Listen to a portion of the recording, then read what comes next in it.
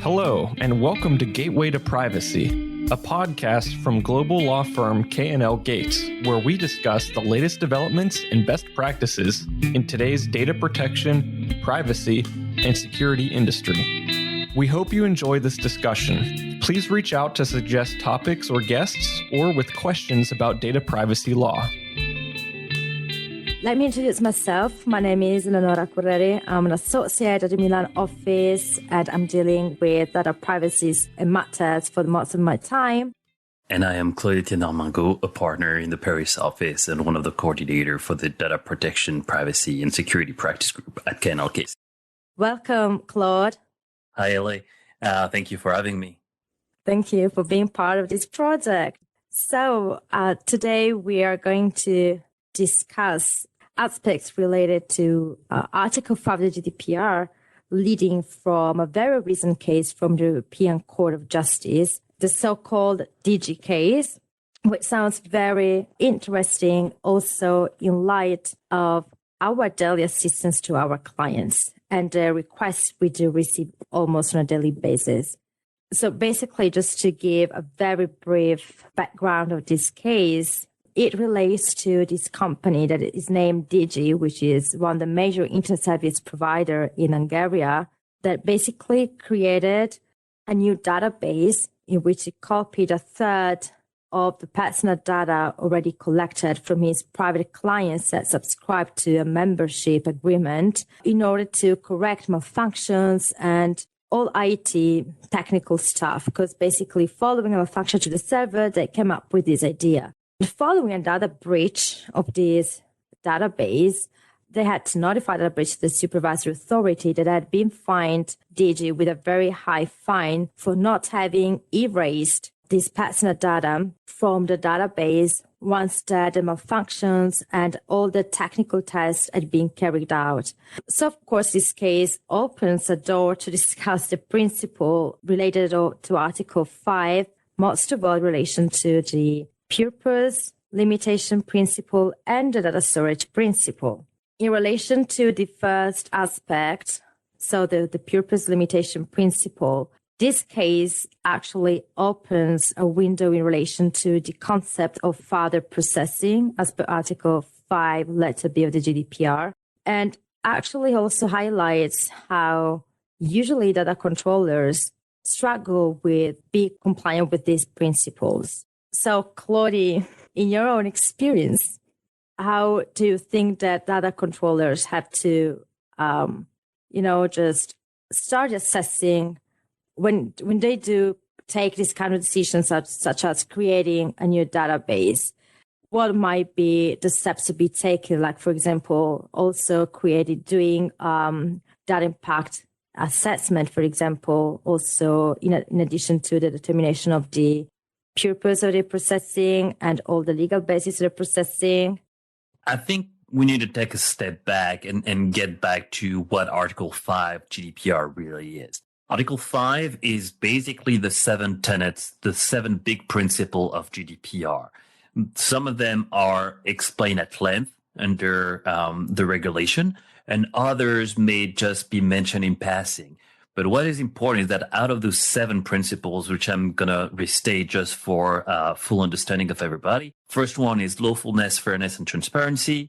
Second one is purpose limitation, which is the first one that is relating to the Digi case. The third one is data minimization. Fourth one is accuracy. Fifth one is storage limitation, the second prong that we're going to study today.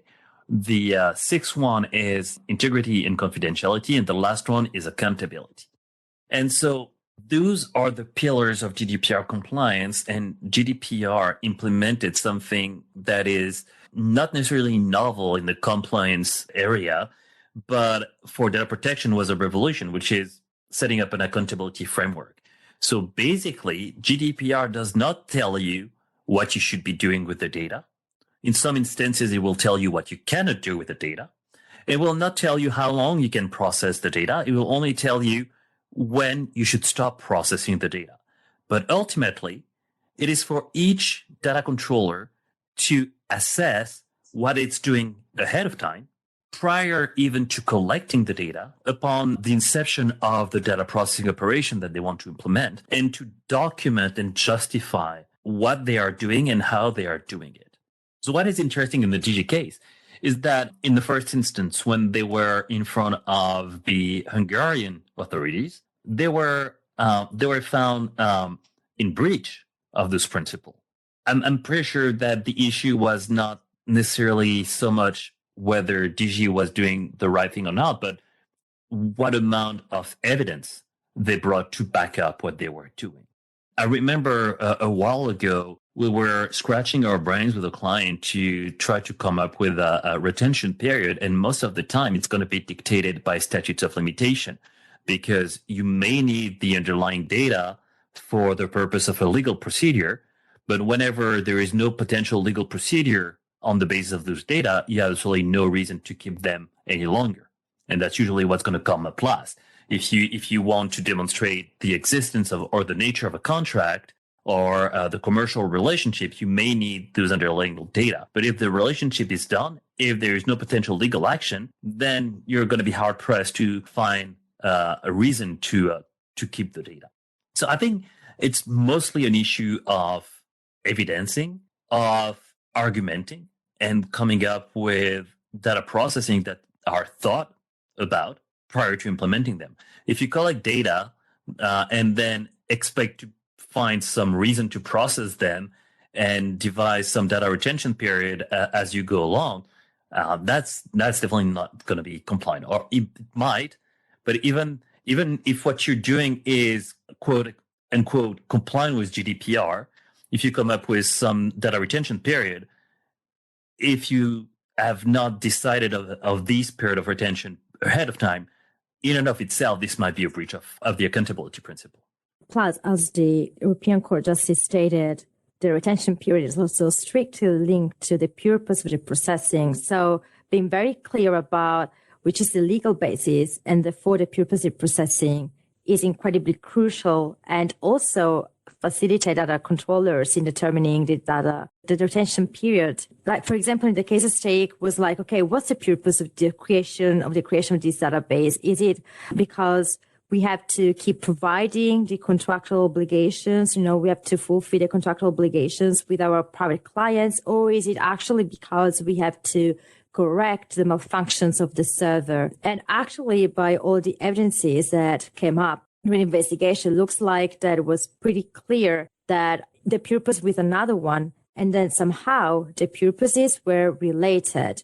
So that is to say that they were so related in such a sense that, of course, as the European Court of Justice stated, it was kind of implied. And so it was a further processing that in order to provide and to execute the contractual obligations of the data subjects could have expected another kind of processing. So they could have expected another kind of processing. So the two processing, that is to say the execution of the agreement and at the same time the correction, the malfunctions were somehow linked and related. That is to say, I can allow you to execute the agreement as long as I am able to correct the malfunctions. So once I'm done with the correction of the malfunctions, I have to delete, of course, the personal data. And so this, of course, applies to every kind of circumstances. So once we do assess that the purposes are connected, are linked, so we can say, of course, they are legitimate and lawful and transparent, then once the purpose has been fulfilled, data have to be deleted. So that is, of course, the main point that arose from this decision. And that sometimes due also to a lack of attention to these aspects, that our controllers always find themselves to not be compliant with this principle, and in reverse, indirectly, also with the data minimization principle that you have mentioned before. Because of course, data have to be, you have to process only those data that are necessary for fulfilling the purpose. So everything is related. So one principle calls up the other principle, also in very practical terms. So actually, every time a data controller has to determine tax decisions that imply the processing of personal data, it is always very much important to have Article 5 in front and just have a look at it and be sure that, of course, there is this kind of compliance. Because actually, what I've seen, for example, from the Italian supervisory authority is that lots of fines are issued for non-compliance with Article 5. So the point is that do data controllers struggle to comply with this article, or still, even though more than 4 years passed by since the entering into force of GDPR, there is still not very much attention towards this topic. So data control is not that much sensitive. I don't know about that. Maybe it is, or because I feel like the two main articles that are quoted in the decisions are Article 5 about the big tenets of GDPR and Article 32 with regard to security. And they are very broad articles.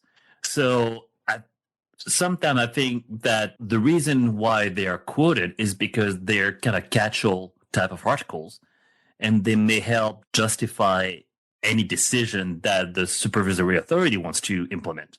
But regardless of the reason why it's being quoted, the important part is that if the data controller has been found in breach, it's because it was not in a position to demonstrate or to demonstrate to the satisfaction of the supervisory authority. So whether there is ignorance by the data controller of this principle, or if it's something that is brandished by the authorities as a large flag to fine left and right, the best defense against that is to ensure that everything is documented, everything is thought about early on in the implementation process.